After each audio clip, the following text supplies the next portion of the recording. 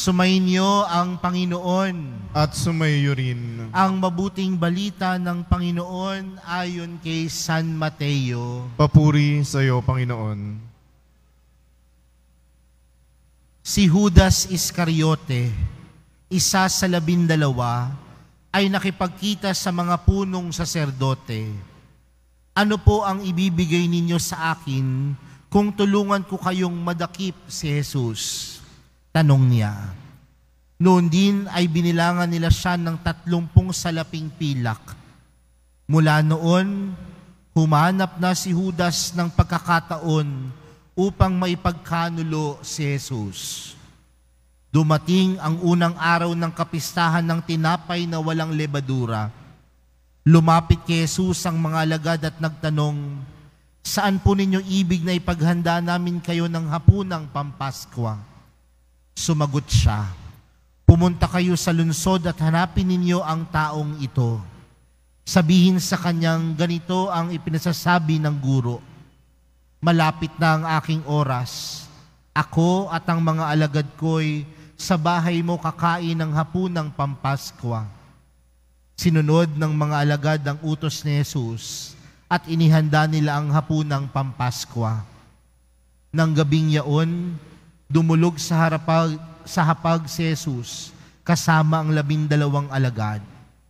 Samantalang sila'y kumakain, nangusap si Jesus, "Sinasabi ko, isa sa inyo ang magkakanulo sa akin."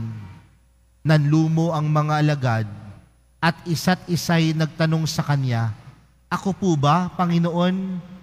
Sumagot siya, "Ang kasabay kong sumausaw sa mangkok ang siyang magkakanulo sa akin. Papanaw ang anak ng tao ayon sa nasusulat, ngunit sa aba ng magkakanulo sa kanya. Mabuti pang hindi ipinanganak ang taong iyon." Si Judas na magkakanulo sa kanya ay nagtanong din, "Guro, ako po ba?" Sumagot si Jesus, "Ikaw na ang nagsabi." Mga kapatid, ang mabuting balita ng Panginoon. Pinupuri ka namin, Panginoong Hesukristo. Maupo muna po ang lahat. Magandang tanghali po sa inyong lahat.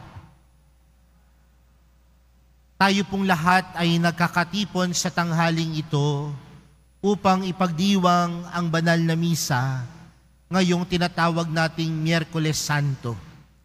Isang araw bago tayo pumasok sa pagpapakasakit, pagkamatay, at higit sa lahat, ang muling pagkabuhay ni Jesus.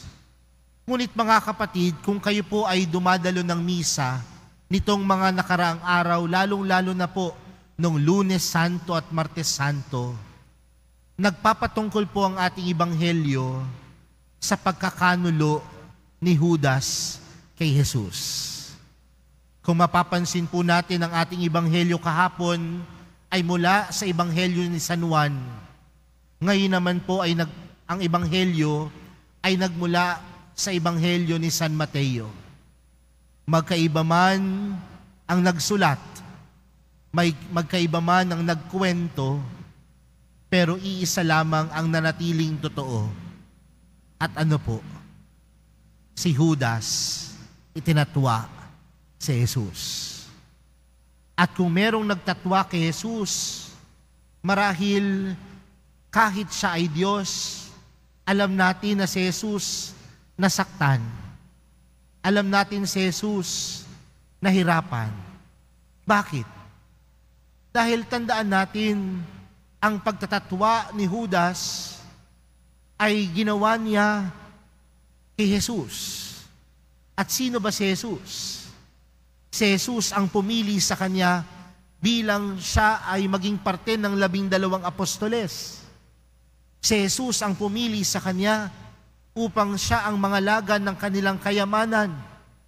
Si Jesus ang pumili sa kanya na samahan siya sa lahat ng kanyang pagmimisyon.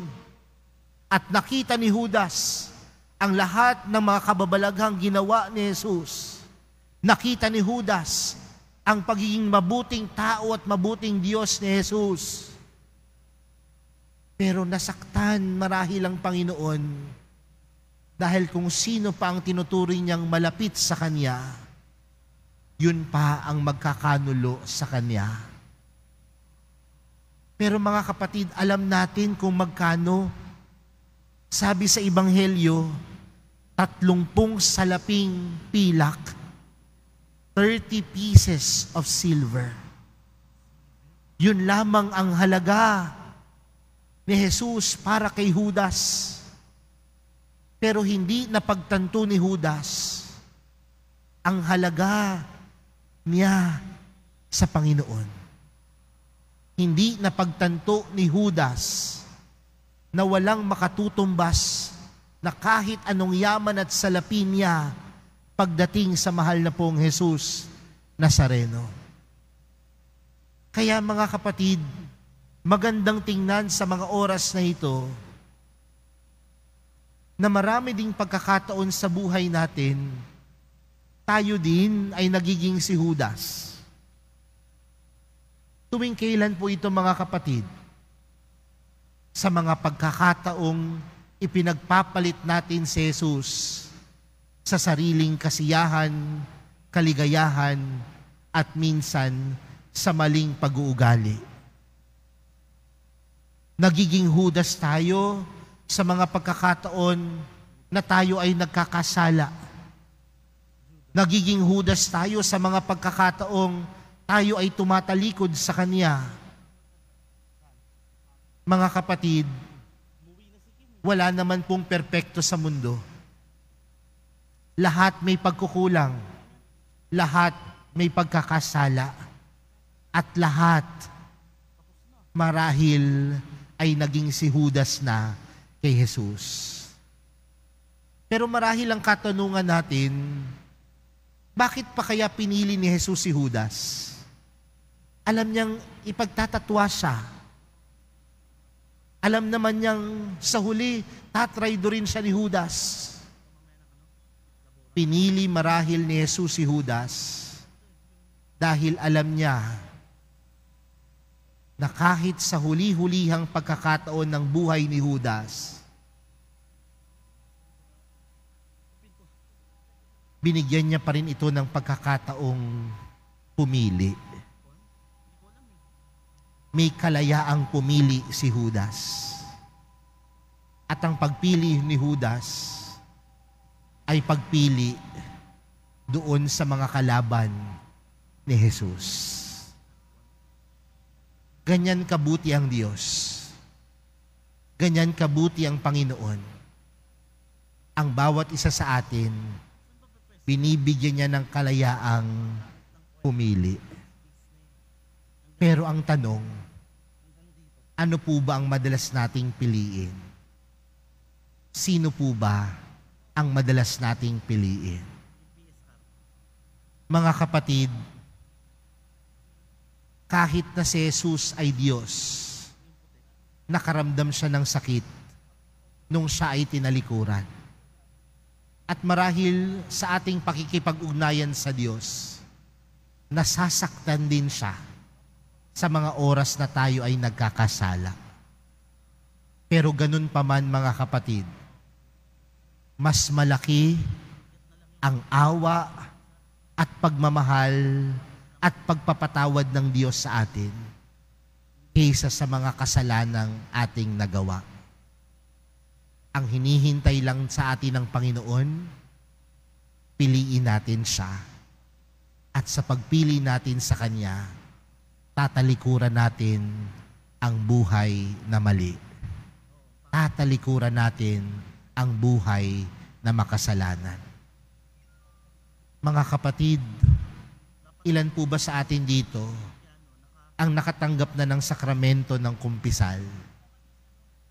Ilan ba sa atin dito ang humihiling ng kapatawaran sa Diyos? Lumapit ka lamang at ang Diyos ay magpapatawad. Bakit? Dahil mas malaki ang pagmamahal ng Diyos. Mas malaki ang awa ng Diyos. Mas malaki ang pagpapatawad ng Diyos kaysa sa mga pagkukulang at pagkakasala natin. Kaya sa pagpapatuloy po ng ating banal na misa, hilingin po natin yan sa mahal na pong Jesus Nazareno. Nagabayan niya tayo sa mga ginagawa nating pagpili araw-araw. Nawa, ang piliin natin, hindi ang masama. Ang piliin natin, huwag itatwa si Jesus. Ang piliin natin, sa lahat ng oras at pagkakataon, ay walang iba, kundi ang mahal na pong Jesus Nazareno.